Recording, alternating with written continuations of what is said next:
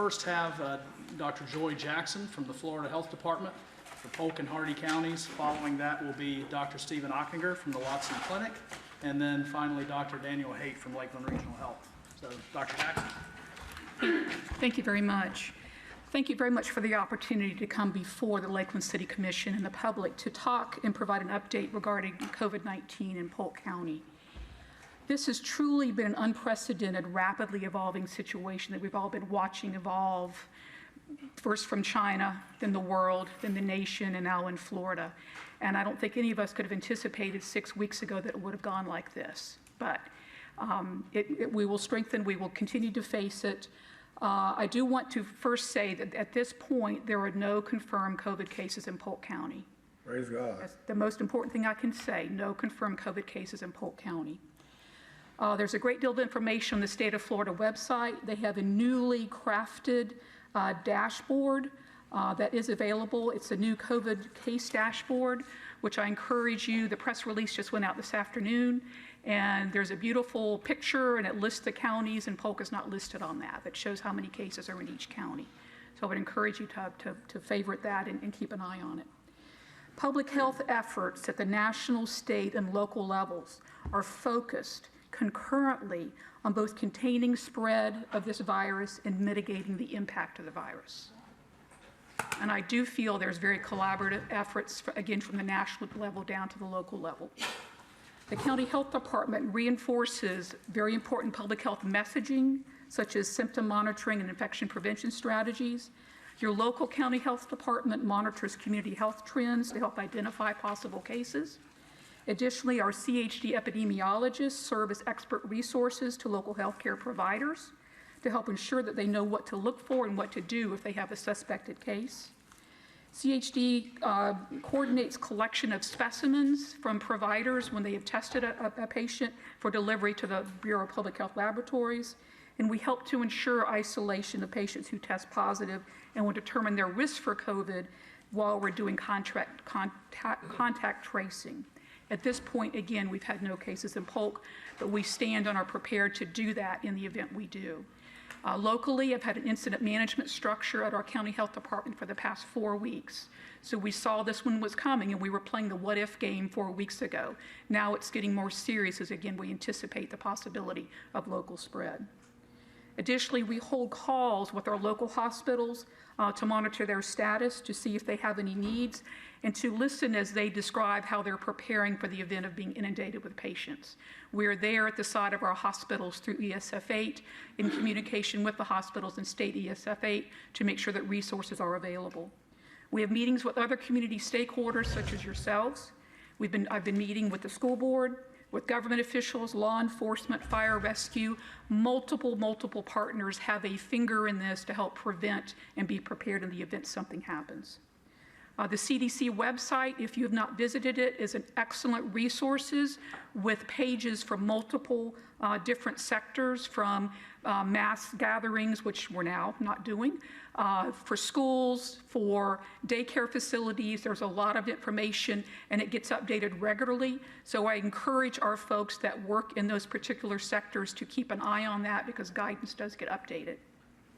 As individuals, all of us can take steps to protect ourselves and our communities. The steps we take not only protect ourselves, but help to protect our vulnerable populations, which we have all learned is our elderly population and those with chronic illness. So I'm going to reiterate the important public health messaging. Clean our hands often. And it's not just a quick wipe under the water. It's 20 seconds. Sing your happy birthday song twice with soap and water for 20 seconds, or use alcohol-based hand sanitizers. Right now with allergy season, I have to catch myself from rubbing my eyes. We have lovely oak trees, but I'm allergic to every one of them. So we need to avoid touching our eyes, nose, and mouth with unwashed hands. We need to avoid close contact with people who are sick. And if we ourselves are sick, we need to stay home. We need to put distance between ourselves. And this is especially important for people who are at high risk if they should contract the virus. Again, can't say it enough. Stay home if you're sick. Cover coughs and sneezes. Clean and disinfect frequently touch surfaces multiple times a day, and importantly, avoid mass gatherings. We will get on top of this spread with the isolation efforts that we are taking as a nation. We need to stay away from each other. Facebook is great, phone calls are great, text is great, but right now I've got my 84-year-old mother staying with me and she's been restricted to the house, so I'm living it. I've got clothes in my garage. When I go home, I'm going to change in my garage and wash up before I go in and give her a hug. So just think through things we do on a daily basis to help prevent transmission. Testing of persons who are a public health priority is being done. It's being done by healthcare providers in collaboration with my EPI department for cases that are of significant public health priority, and these specimens are going to our state lab. There are 3 in the state of Florida. Our state lab that does our testing is in Tampa. Testing can also be completed by commercial labs, and we're talking LabCorp and Quest, and they are ramping up their ability to do testing. A few weeks ago, these tests weren't even out there. So I really commend our laboratories for taking this to heart, developing tests so we can get information out to our constituents. We all need to realize the current state of testing is if somebody is tested, it's going to take between 2 and 4 days to get results. So individuals that are tested or are sick need to self-isolate. So self-isolation, if you're ill, is very, very important. There are a lot of moving parts to this puzzle. My role as the director is to help make sure the different sectors that are involved in this are talking with one another. I've talked more in the past week than I've ever talked in my life. I don't have all the answers, but I want to link people to people that can assist with the answers, and together we will get through this. Sure. Thank you for your attention. Thank you, Dr. Jackson. Dr. Achinger, if you'd like to speak, and I'm guessing we'll hear from all 3 and then ask questions? Will they all stay? What's that? Will they all stay? Dr. Jackson, do you have the ability to stay for a little while until we get all 3? Okay. That may be easiest, then we can figure who's best suited to field the question. Okay, Dr. Achinger?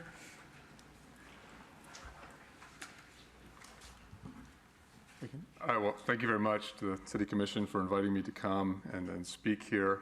I appreciate the opportunity to kind of get the word out to the community about kind of what we're doing at the clinic and how we're collaborating with our colleagues in public health and at the hospital, so we can all coordinate our efforts and really address this head on.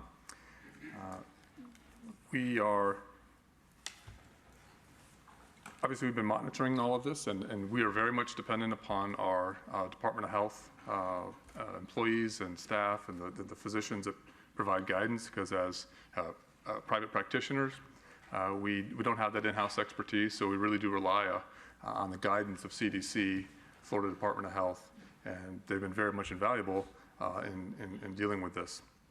One of the big concerns that we have as a healthcare provider is obviously being able to safely provide healthcare to the patients. Obviously, that's, I think, a number 1 concern, certainly a concern of Dr. Haight as well, is how to keep transmission down in a healthcare setting.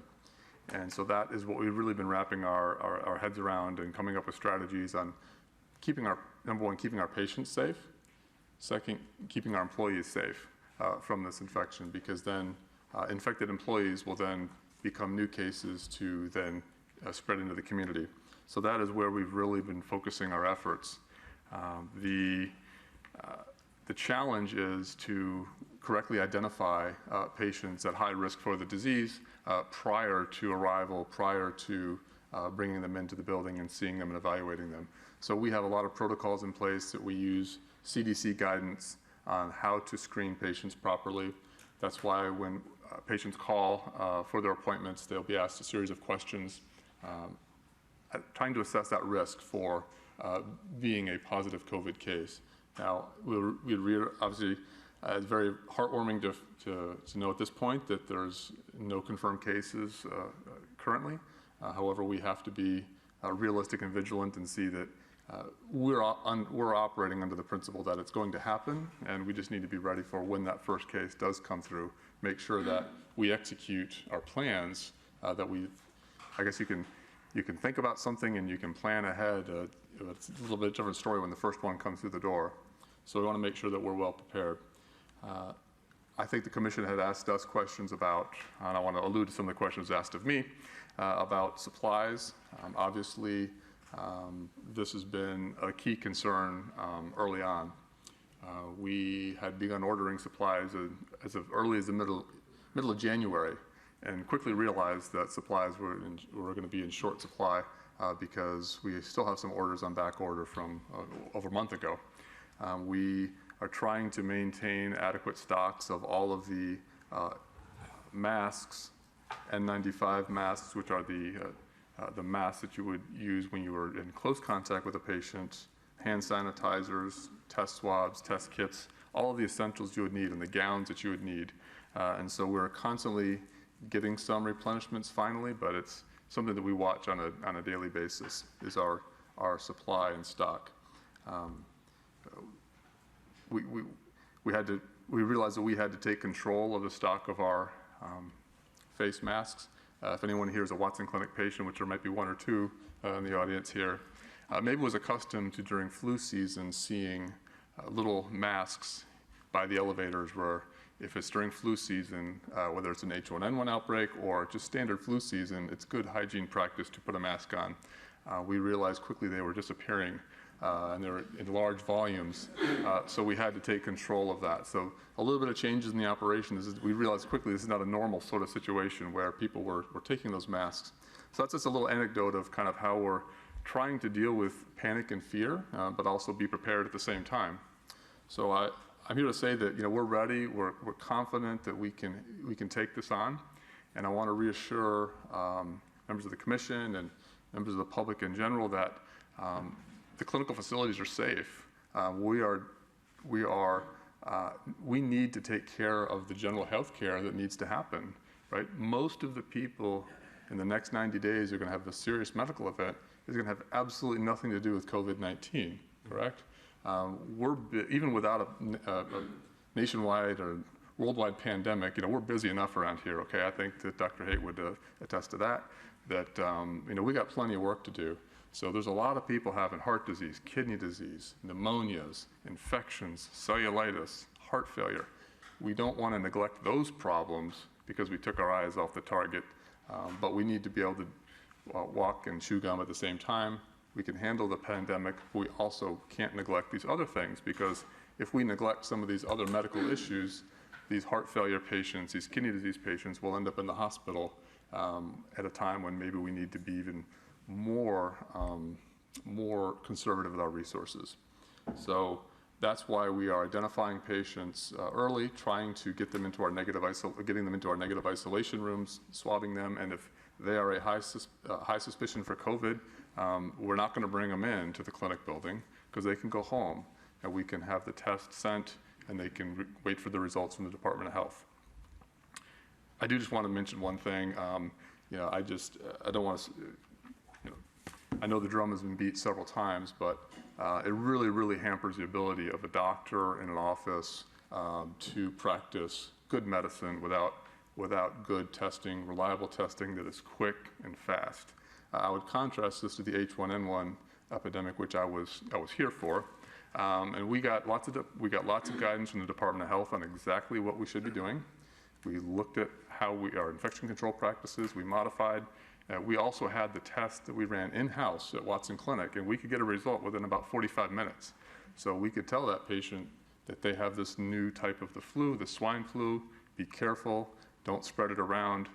It's very, very difficult when you really don't have any way of differentiating who's just got a common cold and who's got this new infection. So as soon as we can get the ability to do 45-minute turnaround inside of our own building, we'll know exactly how to handle this.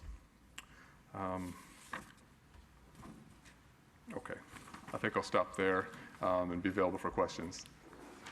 Thank you, Dr. Achinger. So next up, Dr. Dan Haight. Sorry there, Kevin. Let me get him loaded real quick. Just got his presentation. Dr. Haight, you can come up and speak if you want, and I'll get you up.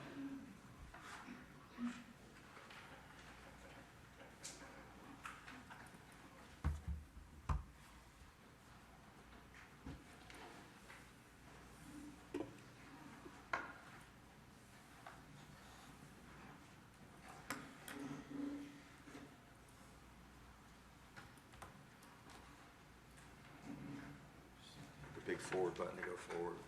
It show up there. Gotta hit this button right here. Will.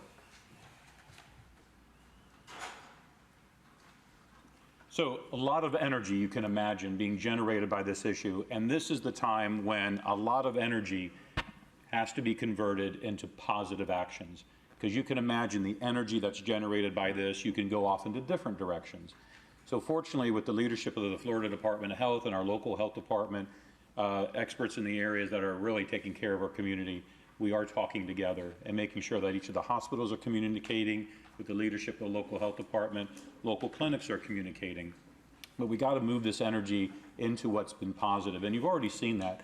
I have to commend the City of Lakeland with the website and the information you had there. When reviewing it, that's the kind of information we need. Transparent, rapidly changing, and keeping us all up to date on what's happening, because things are changing rapidly, and things that can be helpful today, we need to get it into the ears of as many people as possible.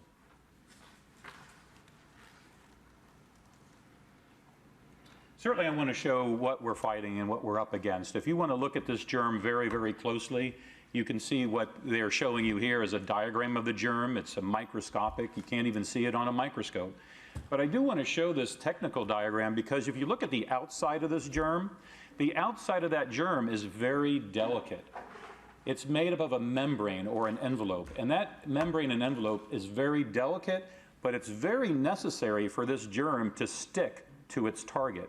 And its target is the inside of your throat and down your lungs, and it has to have those little pointy things that you see shooting out of it as it latches on to your tissues. But it's not anchored into something that's very firm and solid. It's anchored into something that's very fragile. So it can be destroyed by the common things we use to clean our hands, like the alcohol hand sanitizers and the soap and water we can use. And of course, as you've seen kids wash their hands, they'll put the soap right into the center of their hand, and then they'll put their hand under the sink and wash it right off. They did not get the real culprits, and that's their fingertips. The same is true with the hand sanitizer. Is one little jolt enough? You have to make sure the tips of your fingertips are moist long enough to disrupt that membrane and to make it something that cannot cause infection.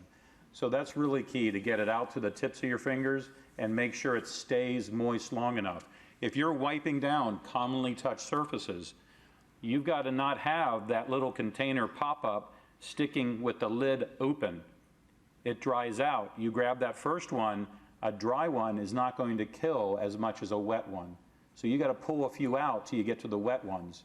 And once you do that, you're going to be doing a lot of killing of viruses. Very effective. Reducing clutter. When I see a surface like this with nothing on it, that's just begging to be wiped down because I know people have touched it. But if I got papers and staplers and other things on top of that, it's a little harder to wipe it down. So try to reduce clutter and things like that. But there's many ideas out there. You know, maybe now's not the time to have magazines in a waiting room at a beauty salon, things like that. Now I do want to also point out a little bit of the explanation of what's really going on is that we've seen sort of this enemy here, and you see what's coming out during a normal cough. What would you call that? Medically, we might call it mucus. I call it snot. But I want to make sure folks understand this is what's happening. Let's just say this person is infected. Could be the flu, could be COVID-19, but it's lining the back of their throat, and they're expelling this out. This germ is not really felt to float on the air like you would imagine tuberculosis or measles or chickenpox. It sticks to those mucus globules that you see there. And like gravity, it will send it to the ground. Now you can imagine this person is sneezing into their hand or coughing into their hand, which you shouldn't do. You should be coughing into your elbow. But when you cough into your hand or into this flimsy Kleenex, you're putting trillions of viruses on your hands. If you shake my hand, you have not infected me. If I touch my chin, you have not infected me. But once I put my finger into my eye with millions of viruses, or up my nose, if I pick my nose, unfortunately, that will put the virus where it can go through. Unlike Ebola virus, which we worried about it going through the skin, this cannot go through the skin. Now, I want to make this point abundantly clear. If you were to wash your hands and look carefully into your eye and just gently pull down your lower eyelid and look at the edge of your lower eyelid, if you follow the edge towards your nose, you will see a tiny hole on your eyelid. Now, people might guess that that's your tear duct, but it's not. Your tear gland is on the opposite side. It's on the upper outside of your eye, but it makes tears 24 hours a day, keeps your eye nice and moist. In fact, it's the little sand that's there when you wake up in the morning, dry to tears. But unless you're watching a really sad movie and you don't want to see your tears run down your cheek 24 hours a day, you've got a drainage tunnel. That's all that is. It's a drainage hole. That hole and tunnel leads to the back of your throat.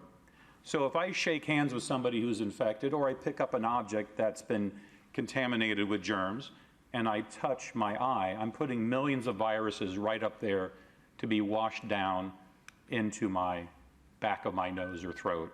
And as you can see up here, you can see the gland in yellow on the opposite side making tears. And then right there by the nose, those two little yellow tubes, one on the bottom eyelid and one on the top that's smaller, that's the drainage tunnel, and it goes down right to the back of your throat. Now that visual thing is something that many of you might have already known, but you explain that to a 12-year-old or a 20-year-old or a 40-year-old, now it makes sense. I keep hearing, don't touch your eyes, don't touch your nose. This is why. It's a powerful visual. Please repeat that story so we see that. And if you need to touch your eye, just try to rub it with something else or sanitize your hands, because we know it's very hard not to touch your face. So a number of issues that have already been covered, and Dr. Achinger and Dr. Jackson here for questions. I think it'd be best if we just handle the questions because we can cover that. But our hospital, like many other groups around the nation, for many years now, have had what I would call a highly emerging infectious disease plan. We're not going to create a plan for Ebola virus and then recreate a plan for swine flu and then recreate a plan for COVID. We have a highly emerging infectious disease plan. And that is something that can be modified based upon the facts of this germ, our community's needs, and what we're going to find out what is in the unknown coming down the road. So that plan has really driven us to be as prepared as possible, but realizing there are limitations when it comes to large numbers, as you've seen in other countries, or supply shortages. But it's clearly getting the message out was a big part of that plan.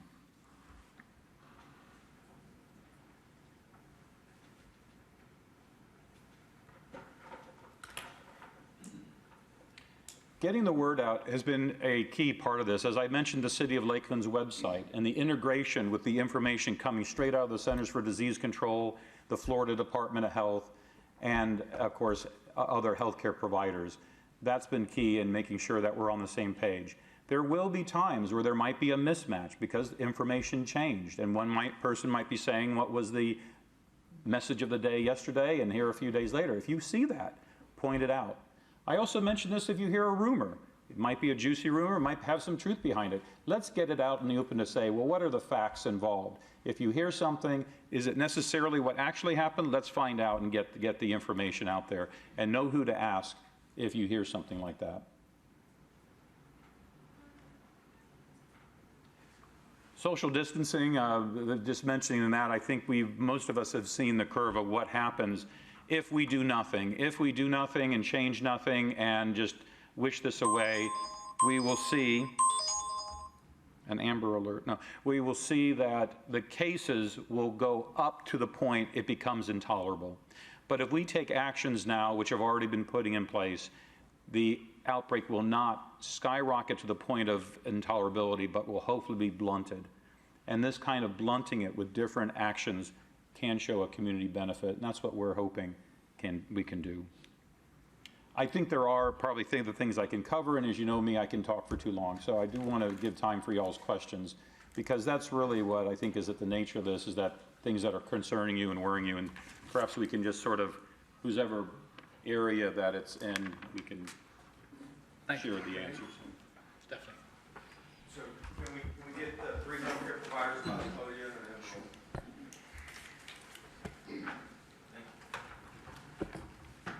and then As we're getting set, as you're thinking of particular questions, did want to build on the point that we need to have our community get the care they need. If you're in a car crash, we're a trauma center. If you are over the age of 60, and as we know, the #1 killer in the United States of women is heart disease. And heart disease doesn't always present with chest pain. So if you're having a little bit of indigestion, dizziness, palpitations, your heart's beating fast, you might be having a heart attack. You need to find out about that. So those are key issues that we want to make sure health care is available and that the hospital is a safe place to go. Taking steps to ensure that we recognize a case as soon as possible.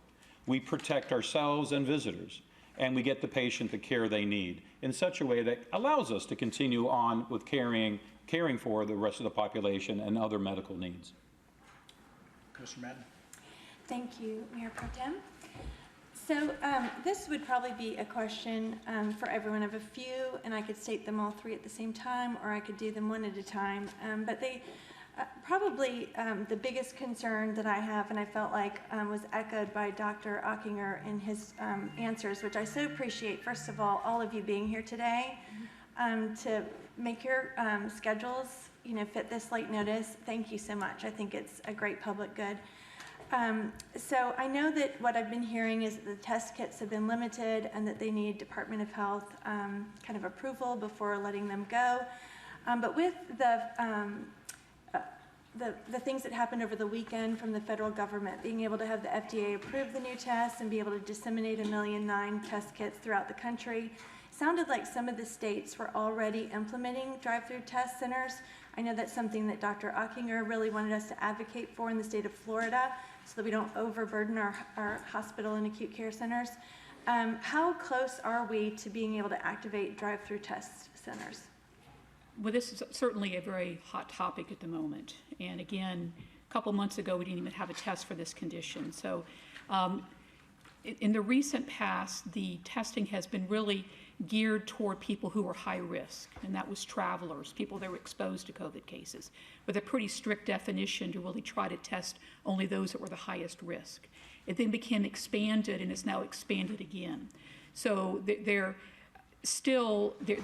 is a lot of testing that the public would like to have done, and there still are capacity issues. We definitely are in discussion about whether we can do drive-by testing and who would that accommodate. I can tell you that it will not be able to accommodate everybody that wants to be tested. There still will need to be reasons to be tested. There will not be the capacity to test people without symptoms, but we are working with community partners to expand testing.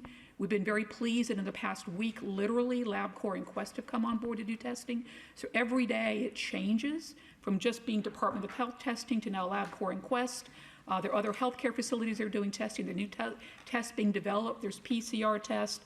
Hopefully there will soon be IgG and IgM testing. So there's different testing methodologies, and it's all in the works. And we want for those that are ill who have risk factors to be able to be tested. Okay, and with regard to testing, you mentioned that there was not a Polk County resident who has confirmed COVID. So could you tell us how many have been tested in Polk County for COVID? I don't know exactly how many have been tested. I know we have been doing some testing, and most of it has been amongst travelers. There's been active monitoring of people that came from China. There have been people that have been on cruises that were exposed, so every day it's a little bit different. There have been a number of tests in Polk, and right now they've all been negative. Okay, so a number, could you quantify that? I do not have a number for you, I'm tens sorry. or hundreds? I don't have a number for you, I'm sorry. Okay, so that is, and you can imagine that that's a huge public concern, that people are sick and that we just don't know they're sick. So we have friends in ICU, we have friends who've gone to the doctor's office and said, I've been traveling internationally, who are not tested.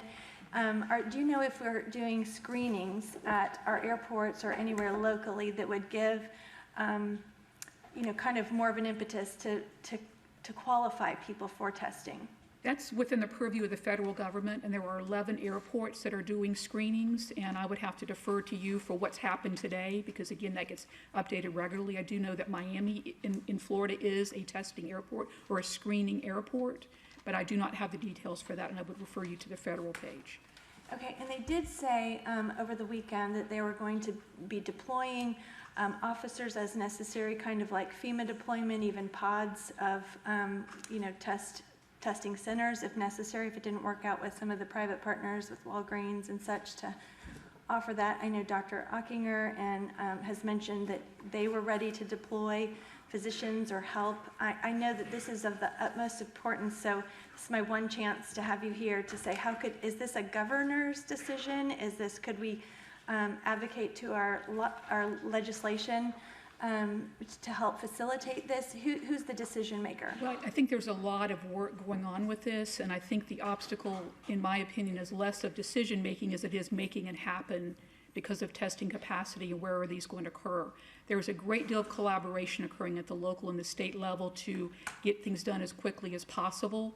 And I can't tell you exactly where to go other than the fact I know this is very important. I would be remiss in also telling you that there's still a lot of coughs and colds going on. Polk County in Florida and the nation are still at above typical seasonal levels for influenza. And if you see an influenza case walk in or a COVID case walk in, it would be very difficult to understand how they look differently, particularly at initial onset.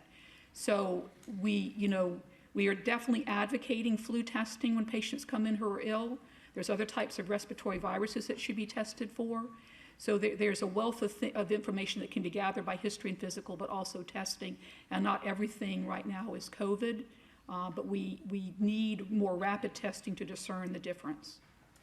And then could I just ask our healthcare providers, from her statement about being able to test for influenza and some of the other things, kind of like, discerning by a process of elimination, do you feel comfortable with the folks that are under your care currently or who have been recently, that going through these other testings and that most of them are coming positive for flu or pneumonia or things that, do you have a good confidence level that this 0 cases in Polk County is accurate? Yeah. Well, if you ask a scientist to say, do you have confidence in the unknown, it's a little difficult to answer that question. I did bring some information though. Let me start with that, like what I have from the clinic itself, and then we can maybe discuss it a little bit and then try to interpret. I guess we can interpret. I'm better at interpreting data than just kind of answering straight out. We had the ability to. We actually got the test kit. So I think there was two delays. First is when it comes to the testing. I think just to review the process, because I've asked several times exactly how this happens and try to get the steps. So when a private healthcare provider wishes to send this test, the first thing we do is we start with the CDC questionnaire that assesses risk, and that has been constantly updating. The first iteration of it, I remember, had to deal with travel to Wuhan, China, and Iran. It had to be updated to include Italy. It had to be updated to include all of Europe. And now I believe the most recent one is travel is becoming less relevant at all. So when you say candidates for testing, that's a changing dynamic on a day-to-day basis. So I would emphasize that. The second was the test is not a standard cotton swab applicator that we have in the office in a huge supply. There are some tests that we can run where we just simply grab a little swab that you can rub on a wound, you can stick it in someone's nose, you can stick it in other places, and it's ready to go. This needed to be a special kit, my understanding. So we did receive those kits. So as of Friday, Watson Clinic had some kits. Now you also have to have a place to put the patient where you're not going to put your staff at risk. So we have only a limited amount of negative pressure isolation rooms. Negative pressure isolation room basically means that the air is not coming out through the door, it's going into the air intakes, and so no air is circulating on the rest of the building. So once we had all that set, we got some kits. So we have 26 test kits as of last Friday on the 13th. Through the weekend, at our 2 urgent care locations, we treated approximately 400 patients with respiratory symptoms. 116 of those patients did not have fever. Out of that grouping, 9 people had COVID tests. part of the criteria, like you're saying from a COVID test, is you need to have excluded other respiratory illnesses. So all of these patients did have a standard influenza swab and H1N1 swab. We don't have the capability of doing the full respiratory panel that the hospital has access to, which can even rule out non-COVID coronaviruses, for instance, metapneumovirus. I'm stepping on and getting into Dan's area. I've got to be careful. Various other viruses that are non-COVID. So with all of that activity, 9 samples have been sent, and we think we might start getting some results from Friday as of tomorrow. So I think there is a substantial risk that we are missing candidates, just looking at those numbers. 450 some odd patients with respiratory symptoms and nine tests were sent. I think if given the liberty just to allow the physician to make that determination, there's no question in my mind far more tests would have been sent. So again, it's the issue of are you going to make a diagnosis if you're not looking? So there is a relationship between the amount that you look and the amount that you find. So I do think there is a risk that it is in the community undetected, but I think we have to be straightforward in saying that we can't prove that. Commissioner Walker. And because of that risk that it could be in the community, we're clearly making sure that, and the city is helping with this message, that if you're mildly ill, stay at home. Be coming into a clinic or a healthcare facility or an emergency room with a mild illness is not really the best advice at this moment, is to stay at home and isolate yourself and not infect anyone else. Now, patients that do come in that are significantly ill with a significant cough, shortness of breath, fevers, whether now travel or not, that's being evaluated as the doctors had mentioned. And ruling out at the hospital those diseases like RSV, a common infection, adenovirus, the flu, metapneumovirus, we can look for those and see that they're not there. But to use limited resources in a person that could be better cared for at home, it's not helping because keep in mind, the result doesn't come back for 2 days or longer. So it doesn't change the necessary care of the person, but it does help when we discover a case to know where did that case come from and where could it be going. For the actual individual, we provide supportive care to get them through their illness. But want to be careful not to overload the emergency department and clinics with mild illnesses that are still just as infectious. Because if I get a mild illness, I could give it to an 80-year-old who might end up with a severe illness. And there, the outcome is much more severe as you get older. Dr. Haight, is it true that a person could be carrying and contagious but not manifesting symptoms yet? The general rule is when you're feeling the sickest with an increased fever and temperature, you're shedding more of the virus. You're sneezing more, you're coughing more. But the data has been showing that you can shed the virus before you start to become ill. And that's why that community message of even if you don't feel ill, sanitize your hands. And even as you start getting better and feeling better, you're still shedding the virus, unless that's, yeah, that's basically, we have to be on lookout for that. But it's not a light switch where when you start getting a fever, the virus suddenly appears coming out of you. It starts slow and increases as you get sicker. And with a higher fever, you become more infectious.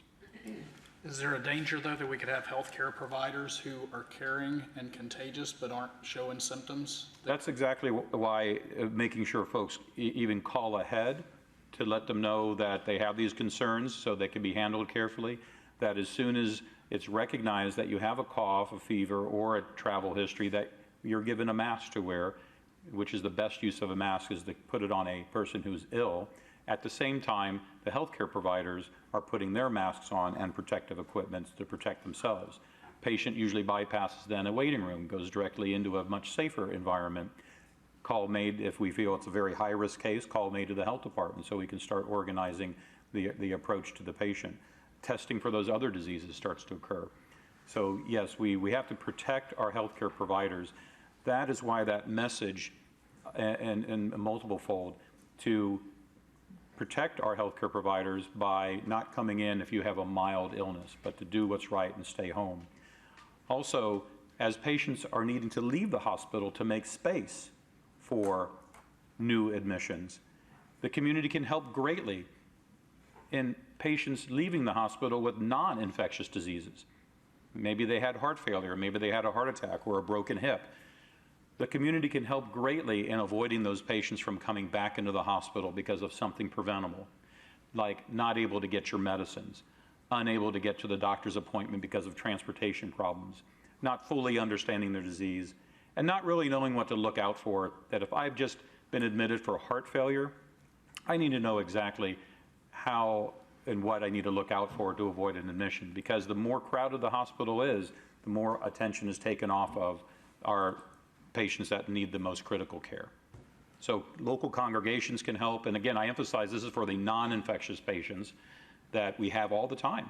You know, patients with a hip fracture, patients with a heart condition.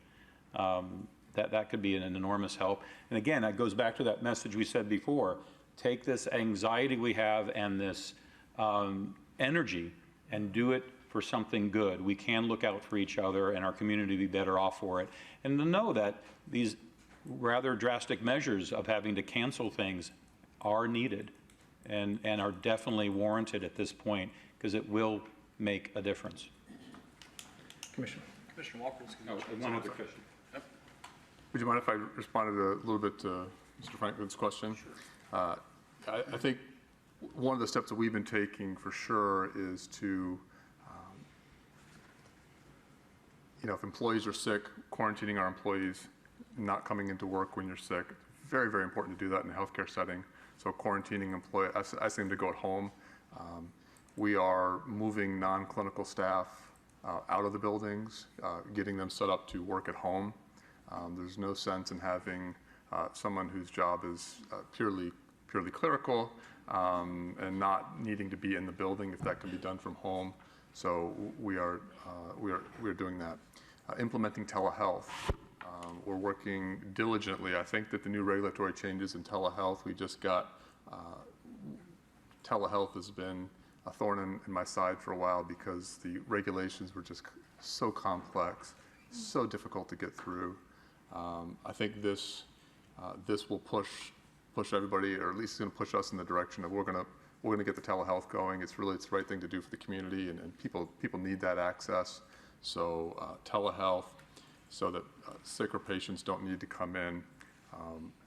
Employees that stay at home want to see a doctor, they can do that from home and not have to come into the healthcare facility, and they can do a telehealth visit. So there's many advantages there.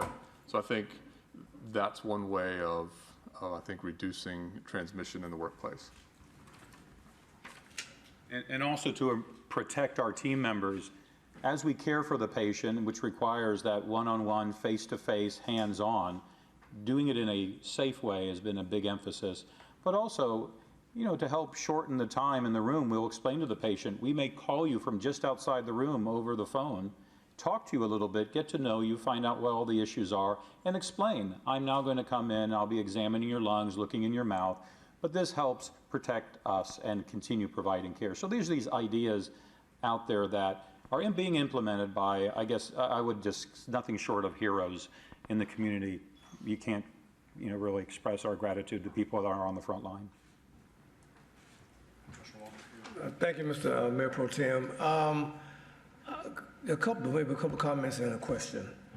I want to first of all say thank you to you all for coming and sharing as you have, because I think it shares with our constituents, our citizens, and those who are the professionals in the health field is here to share at best about this pandemic that we're undergoing. I happened to be at the National League of Cities congressional conference on last week when the actual kind of announcement was made at the time from the White House and official staff there. The president, of course, did what he had to do as well at the beginning of what we saw occurring on last week and moving forward. But one of the things I heard said then and what you are saying today by the Assistant Director of the National Institute of Health, who spoke to our group, was that we have to make sure we hear from the professionals we hear what they say.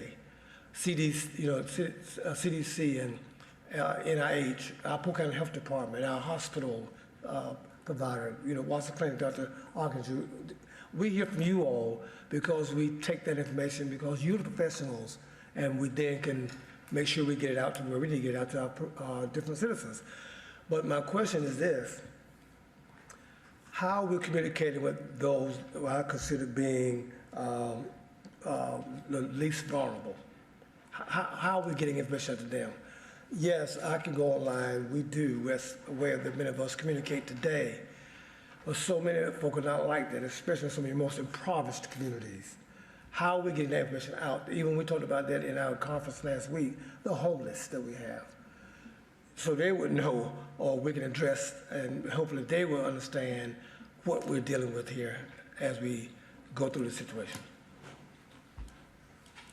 I'm sure you're well aware that the governor has been very concerned with our nursing home and ALF patients, and the mandate now that outside visitors not be allowed. So that's occurring to protect those who are in an institution.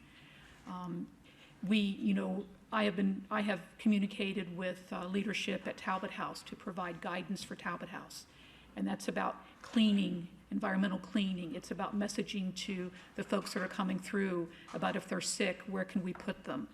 I've spoken with folks at the jail, another population that can come and go. What do they do if somebody comes in with an upper respiratory infection? Where can we put them till they can be risk assessed? So each one of these have been one-on-one conversations as we force and push messages out from the state and from CDC. So have we hit everybody? Probably not. It's not from lack of trying, but I can't say it enough. The CDC website is absolutely invaluable. I have spoken to a couple people from churches. What should we do with our church congregations? The most recent guidance is that any grouping of 50 people or more should strongly be considered to stop. And I'm not going to tell a church you can't have services, but I would ask them to look for alternatives to bringing people together, because a lot of times church services are attended by older people with chronic health conditions. So we really need our community partners that work with the public to think through these things to help prevent transmission.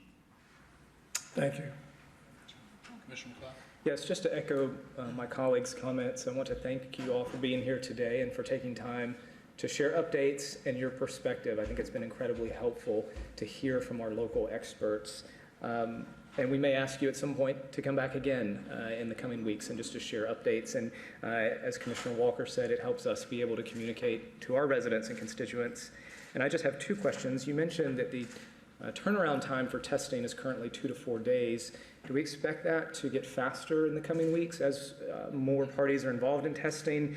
And then the second question is, in terms of routine appointments for people in the community, are you encouraging people to reschedule or postpone well visits, checkups, things that are not urgent or maybe could be pushed out? As far as the testing taking 2 to 4 days, I believe that will improve as technology changes and as more providers in testing locally is available. So I hope, and I think that's absolutely something that's critical. If you can get a test in 45 minutes, you can make decisions about that patient. From public health surveillance standpoint, a couple of days for a lot of things is okay because you're monitoring a curve. We're not always thinking about that patient in front of us when it comes to surveillance data. So we're melding the world of surveillance data and decisions that will impact or diagnosis that impacts an individual. And that's the rub at this point.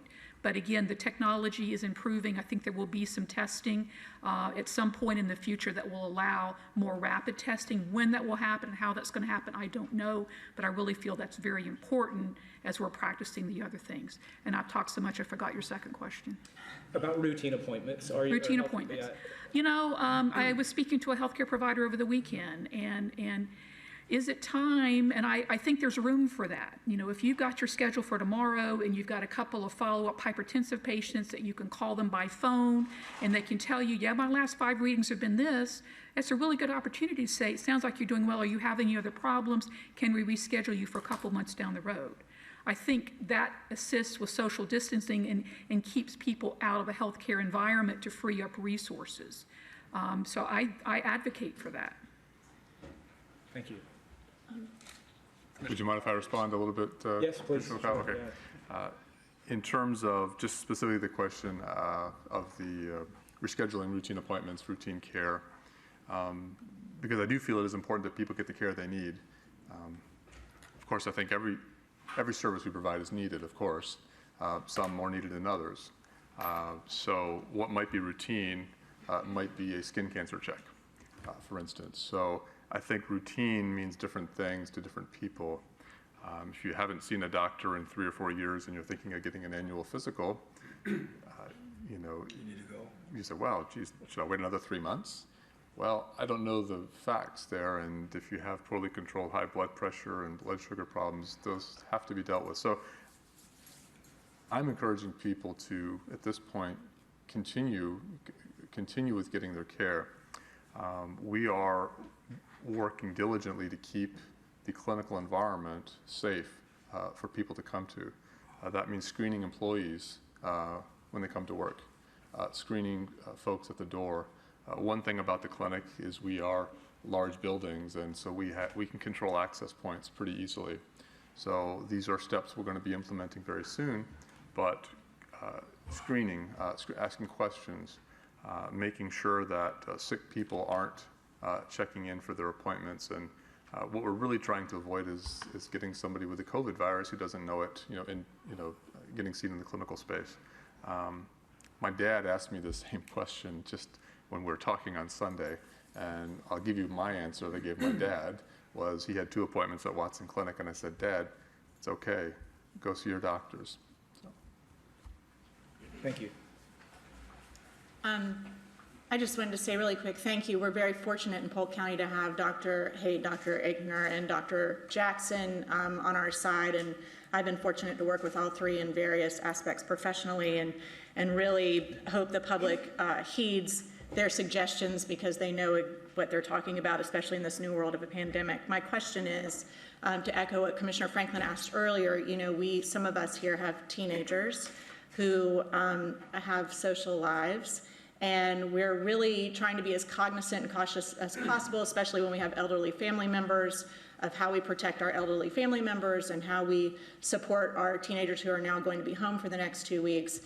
The social distancing issue, if you can just maybe affirm that we're doing the right things by limiting social interaction, just so we don't share it if we do. Commissioner Franklin's question was, are people who are asymptomatic could potentially be carriers, and we just don't want to spread that if we don't even have a fever or don't have anything going on.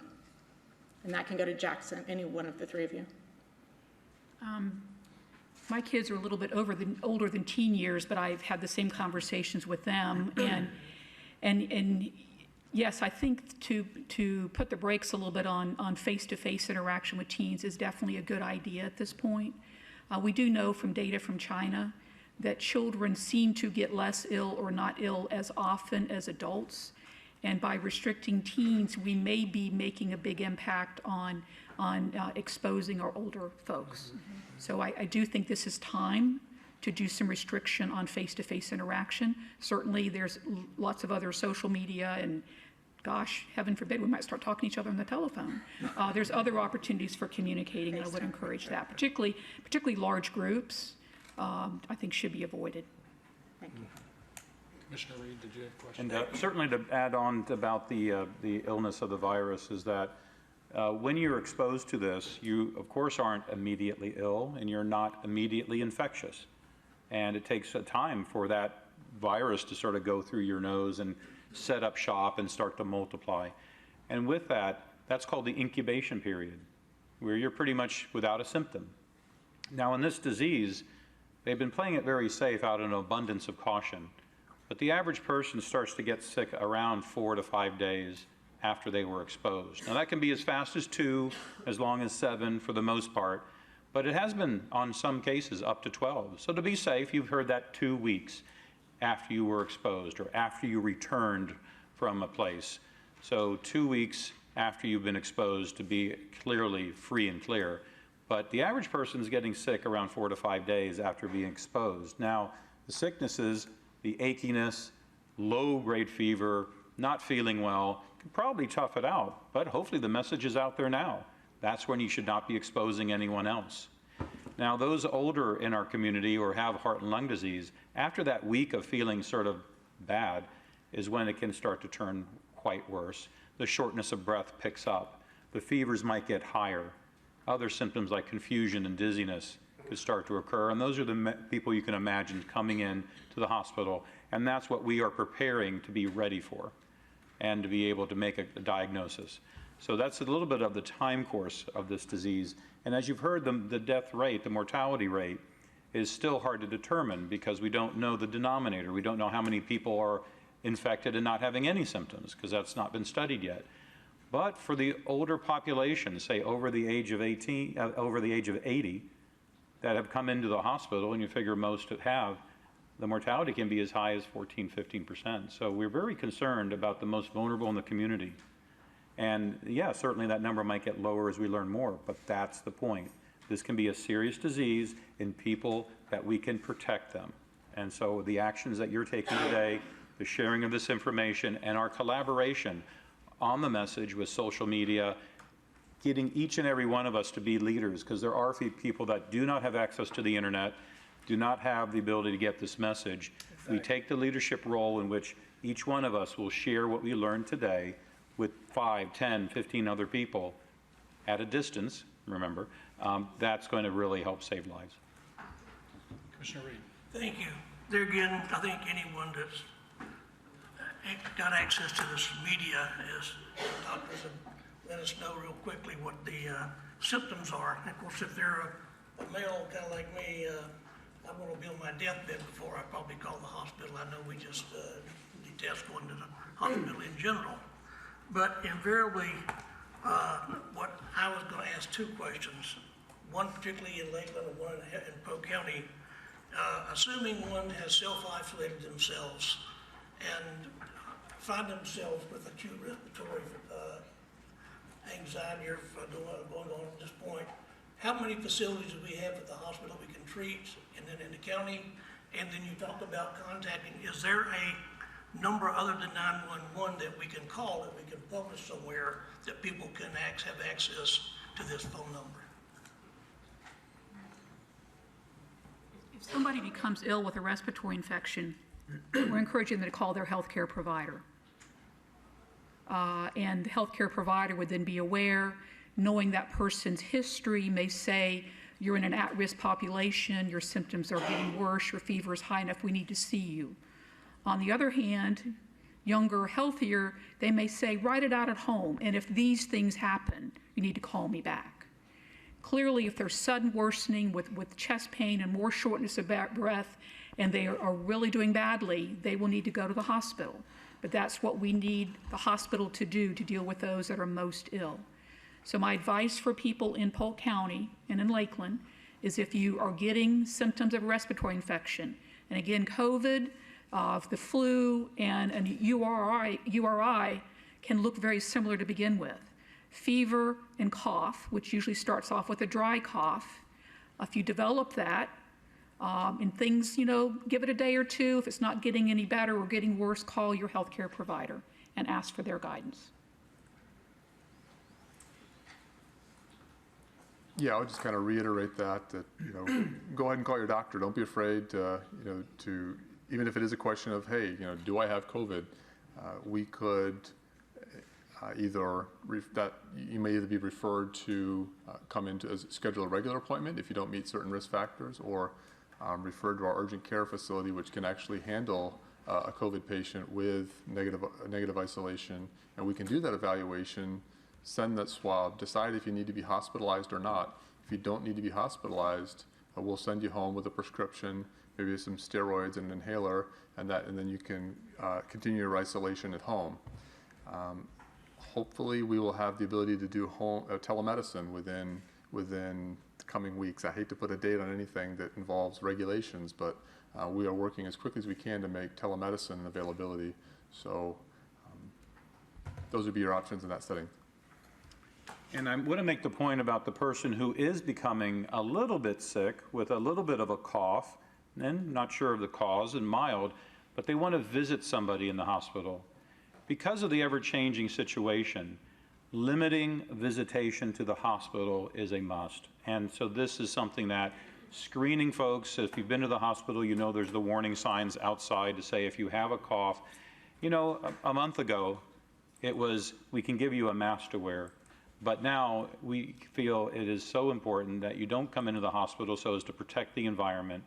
If you do have a loved one in the hospital, if they're otherwise able, let's visit them by phone or if we use some of the other technologies out there. Certainly if somebody is critically ill, we can take these as each case as they come. But one visitor per family member at a time.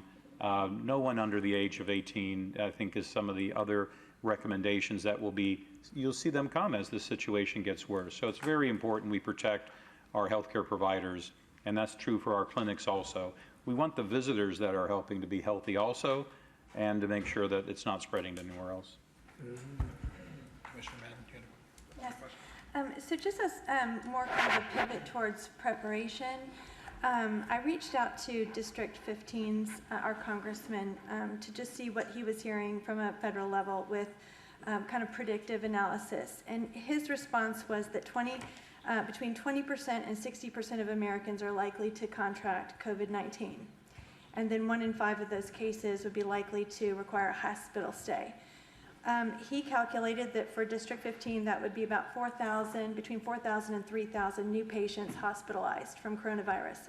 I know that we're using social distancing to try to create, not have the peak that would be catastrophic with so many flu and regular seasonal situations in the hospital beds, and kind of as those subside, make room for the COVID cases. But if in fact we do find with testing in the next couple weeks that we have more cases than we thought, and then we know because of the predictive analysis and everything how quickly that could spread, how many beds do you feel are open? I know we've closed schools. Do you, in your emergency plans, foresee schools being opened for hospitalizing patients?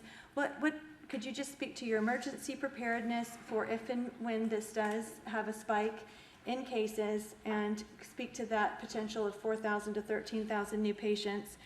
And then also the World Health Organization team that went to China had talked about the key for them at the end was to put all of the COVID cases together.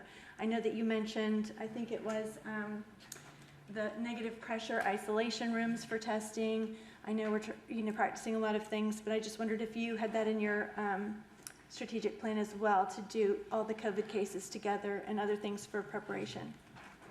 So I think starting with the hospital and then turning over sort of a community response, as you see, we see this coming, and we know that our emergency plans have taken into account where would we house patients as this moves forward. Keeping this in a specific area of the hospital that allows us to have well-trained teams and as little travel through the facility, and have it worked in that direction. Utilizing parts of the hospital that is not used as frequently. That's another benefit. Taking an area that was used for education and has the equipment there to care for patients that we can convert, and making those plans. Certainly making changes and looking at, well, what is our current population? If things get worse and there are procedures that might have been not emergency procedures, by just simply rescheduling those, it frees up beds. So there are a series of steps that are built into our plan. Remember, this was sort of our emerging disease plan that we had put in place a long time ago. And then knowing that we have a very strong county emergency management. County emergency management, when I worked for the health department, was just always side by side, and they are today. And so for the other aspects of it, the hospital can go a little further in helping to decompress the hospital so it's not getting overloaded, but then becomes a point where, as you saw in other countries, we have to watch out for exceeding the capacity to where we need extra help, like alternatives. So I'll turn it over to Dr. Jackson to say, as that moves from the hospital, we are in communication with emergency management to say, here's where we're at. We have plenty of ventilators right now. We have plenty of equipment here, but we do need this. And we make the official request. So that process is already active. But then as things start to show signs that, well, all it would take is what we observed in other places in the United States, we would then turn to the local health department in this emergency support function, which is specific for health at the emergency management to find the resources we need. So.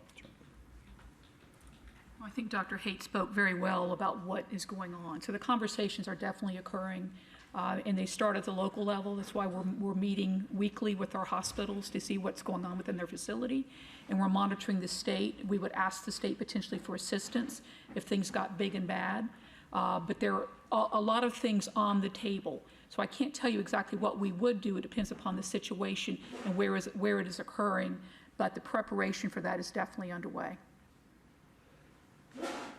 Commissioner Walker, you have a question? Not a question. I just want to make sure, because I think just since we about to begin our commission meeting today, we got an announcement earlier about a White House official briefing with senior staff that will be happening here on Wednesday for local municipalities can be able to hear and be able to get more information. So just for the public to know that, that's available for us as your leaders, elected officials here, and of course, city management as well. We'll be able to tune in to a what they call the White House senior officials briefing on this subject and hear what's going on. But let me say another thing, and I may qualify this at this time. I'm believing, as it already has been said, if we have not one yet, I believe we still cannot have one later. And I say that. And you can take it as you wish, but I believe, and I will continue to say, if we didn't have one yet, why we gotta have one later? We still have that to live and look forward to the positive. Thank you. I might add to that is that when we've had patients come in concerned and they had a story about being in northern Italy and having an illness, and that has actually helped us as we treated that patient as if they 100% had COVID-19, did all the protection, moved the patient properly. If a patient had to go to surgery, we planned out how are we going to do this differently if they have to go to surgery. So our team, and again, getting the expertise from the Centers for Disease Control all the way down to the health department, we were able to handle those cases. And then as we discovered, oh, this patient had an alternative diagnosis, we didn't even have to wait for the COVID testing. We found the other diagnoses that explained it. But again, that learning process is where we're walking into this as eyes opened as much as possible. But that extra energy, I just see the healthcare providers really stepping up and taking care of this. So, and again, I thank for all your support.